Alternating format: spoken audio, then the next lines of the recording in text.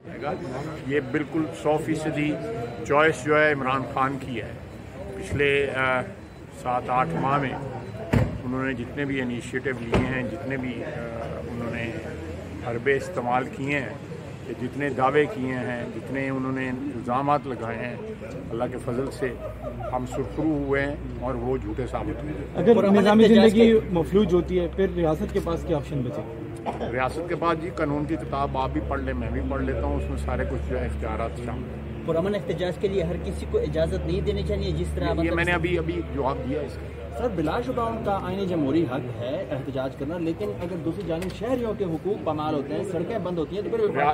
ریاست اس کو پروٹیکٹ کرے گی، ریاست جو ہے وہ پروٹیکٹ کرے گی کہ شہریوں کے حقوق پامال نہ ہو،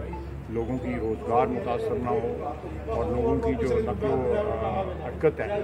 اس کے اوپر کوئی نیگیٹو جو ہے منفی اثرات جو ہے۔ اچھا سر، پچھلے دنوں بھی ابھی تو معاشرے میں جو ہے ہمیشہ مذاکرات کے آپشن جو ہے وہ رہتی ہے،